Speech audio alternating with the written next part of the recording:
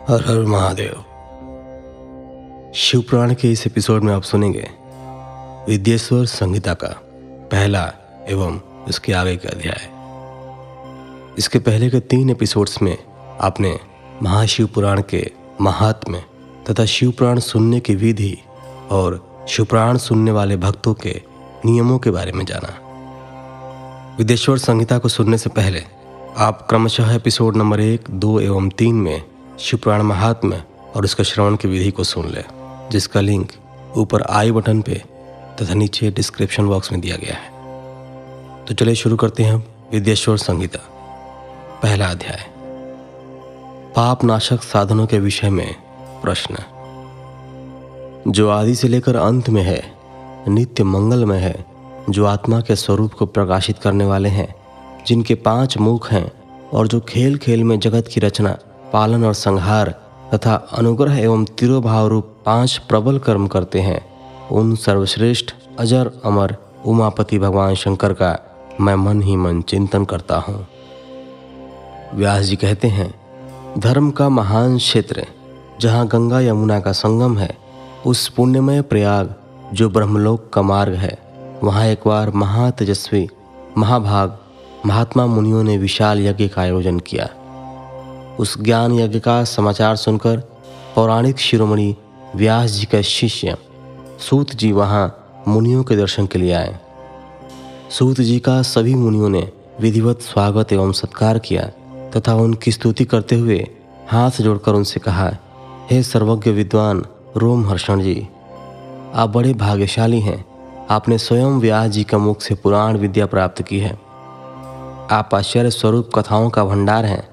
आप भूत भविष्य और वर्तमान के ज्ञाता हैं। हमारा सौभाग्य है कि आपके दर्शन हुए। आपका यहाँ आना निरर्थक नहीं हो सकता। आप कल्याणकारी हैं। उत्तम बुद्धि वाले सूत जी, यदि आपका अनुग्रह हो तो गोपनीय होने पर भी आप शुभाशुभ तत्व का वर्णन करें, जिससे हमारी तृप्ति नहीं होती और उसे सुनने की हमारी इच्छा ऐसे ही रहती है। कृपा कर उस विषय का वर्णन करें। घोर कलयुग आने पर मनुष्य पुण्य कर्म से दूर होकर दुराचार में फंस जाएंगे, दूसरों की बुराई करेंगे, पराई स्त्रियों के प्रति आसक्त होंगे, हिंसा करेंगे, मूर्ख नास्तिक और पशु बुद्धि हो जाएंगे। सूत जी, कलयुग में वेद प्रतिपादित वर्ण आश्रम व्यवस्था नष्ट हो जाएगी।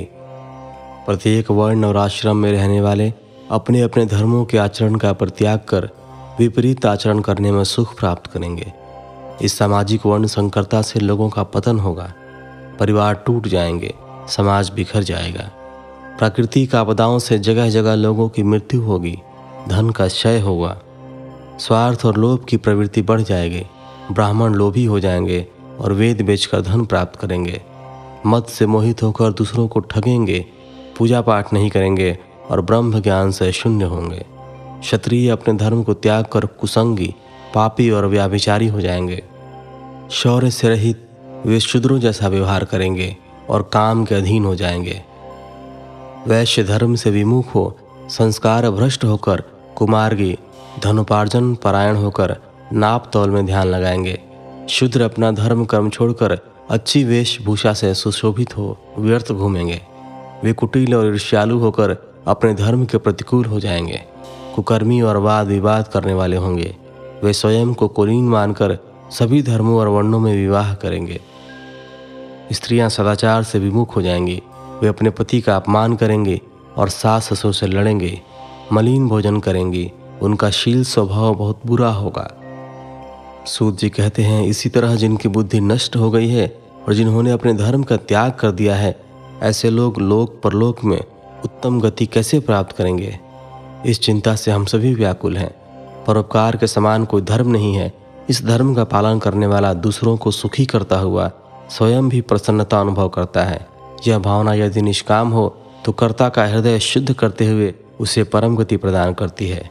हे महामुने, आप समस्त सिद्धांतों के ज्ञाता हैं। कृपा कर कोई ऐसा उपाय बताइए जिससे इन सबके पापों का तत्काल नाश हो जाए। व्यास जी कहते हैं, उन श्रेष्ठ मुनियों की यह बात सुनकर सूत जी मन ही मन परम श्रेष्ठ भगवान शंकर का स्मरण करके उनसे इस प्रकार बोले। दूसरा अध्याय, शिव पुराण का परिचय और महिमा। सूत जी कहते हैं, साधु महात्माओं, आपने बहुत अच्छी बात पूछी है। यह प्रश्न तीनों लोगों का हित करने वाला है। आप लोगों के स्नेहपूर्ण आग्रह पर गुरुदेव व्यास का स्मरण कर मैं समस्त पाप राशियों से उद्धार करने वाले शिव पुराण की अमृत कथा का वर्णन कर रहा हूँ। ये वेदांत का सार सर्वस्व है। यही परलोक में परमार्थ को देने वाला है तथा दुष्टों का विनाश करने वाला है।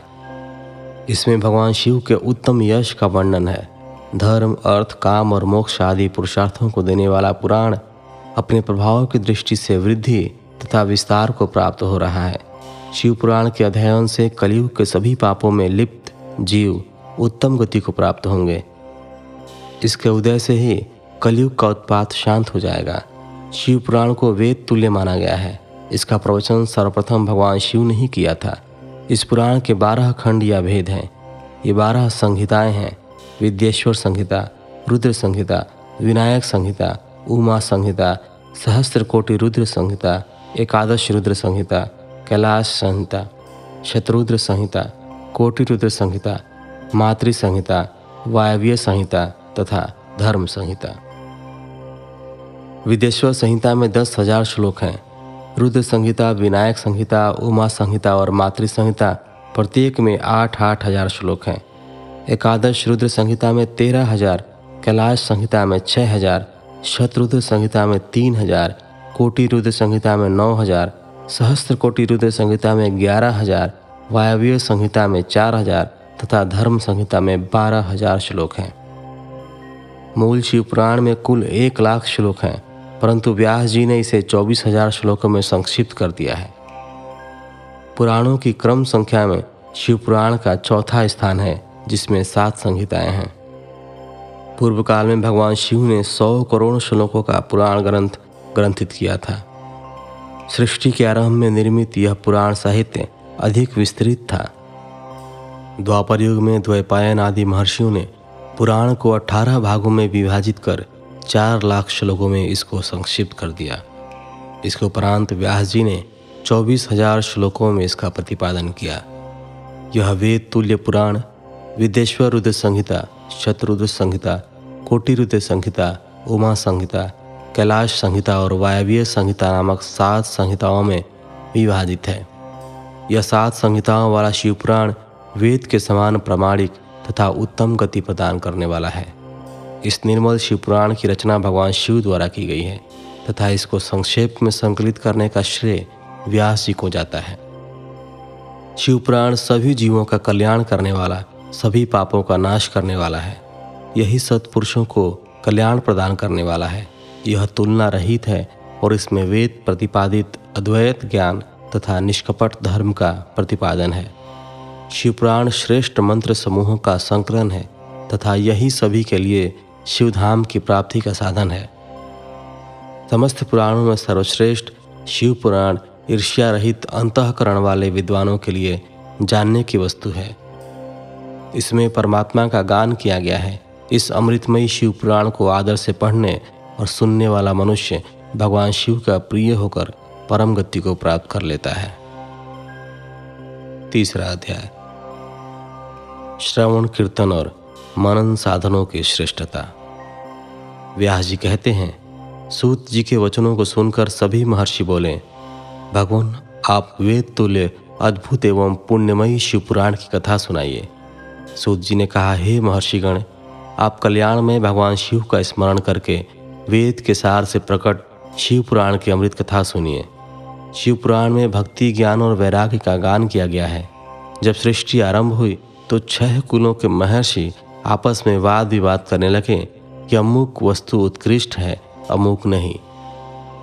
जब इस विवाद ने बड़ा रूप धारण कर लिया तो सभी अपनी शंका के समाधान के लिए सृष्टि की रचना करने वाले अविनाशी ब्रह्मा जी के पास जाकर हाथ जोड़कर कहने लगे, हे प्रभु, आप संपूर्ण जगत को धारण कर उनका पोषण करने वाले हैं। प्रभु, हम जानना चाहते हैं कि संपूर्ण तत्वों से परे परात्पर पुराण पुरुष कौन है। ब्रह्मा जी ने कहा, ब्रह्मा, विष्णु, रुद्र और इंद्र आदि से युक्त संपूर्ण जगत समस्त भूतों एवं इंद्रियों के साथ पहले प्रकट हुआ है। वे देव महादेव ही सर्वज्ञ और संपूर्ण है। भक्ति से ही इनका साक्षात्कार होता है। दूसरे किसी उपाय से इनका दर्शन नहीं होता। भगवान शिव में अटूट भक्ति मनुष्य को संसार बंधन से मुक्ति दिलाती है। भक्ति से उन्हें देवता का कृपा प्रसाद प्राप्त होता है। जैसे अंकुर से बीज और बीज से अंकुर पैदा होता है। भगवान शंकर का कृपा प्रसाद प्राप्त करने के लिए आप सब ब्रह्मर्षि धरती पर सहस्त्रों वर्षों तक चलने वाले विशाल यज्ञ करो। यज्ञपति भगवान शिव की कृपा से ही विद्या के सार तत्व साध्य साधन का ज्ञान प्राप्त होता है। शिव पद की प्राप्ति साध्य और उनकी सेवा ही साधन है तथा जो मनुष्य बिना किसी फल की कामना किए उनके भक्ति में डूबे रहते हैं वही साधक हैं। कर्म के अनुष्ठान से प्राप्त फल को भगवान शिव के श्री चरणों में समर्पित करना ही परमेश्वर की प्राप्ति का उपाय है तथा यही मोक्ष प्राप्ति का एकमात्र साधन है। साक्षात महेश्वर ने ही भक्ति के साधनों का प्रतिपादन किया है। कान से भगवान के नाम, गुण और लीलाओं का श्रवण, वाणी द्वारा उनका कीर्तन तथा मन में उनका मनन शिवपद की प्राप्ति के महान साधन है तथा इन साधनों से ही संपूर्ण मनोरथों की सिद्धि होती है। जिस वस्तु को हम प्रत्यक्ष अपनी आंखों के सामने देख सकते हैं उसकी तरफ आकर्षण स्वाभाविक है, परंतु जिस वस्तु को प्रत्यक्ष रूप से देखा नहीं जा सकता उसे केवल सुनकर और समझकर ही उसकी प्राप्ति के लिए प्रयत्न किया जाता है। अतः श्रवण पहला साधन है। श्रवण द्वारा ही गुरुमुख से तत्वों को सुनकर श्रेष्ठ बुद्धि वाला विद्वान अन्य साधन कीर्तन और मनन की शक्ति व सिद्धि प्राप्त करने का यत्न करता है। मनन के बाद इस साधन की साधना करते रहने से धीरे धीरे भगवान शिव का संयोग प्राप्त होता है और लौकिक आनंद की प्राप्ति होती है। भगवान शिव की पूजा, उनके नामों का जाप तथा उनके रूप गुण विलास के हृदय में निरंतर चिंतन को ही मनन कहा जाता है। महेश्वर की कृपा दृष्टि से उपलब्ध इस साधन को ही प्रमुख साधन कहा जाता है। तो फिलहाल इस अध्याय में कथा को यहीं पे विराम देते हैं। अगले एपिसोड में विदेश्वर संहिता के 4थे अध्याय से शुरू करेंगे तथा आगे के कुछ अध्यायों का पाठन करेंगे। तो मिलते हैं आपसे अगले एपिसोड में। तब तक के लिए धन्यवाद। हर हर महादेव।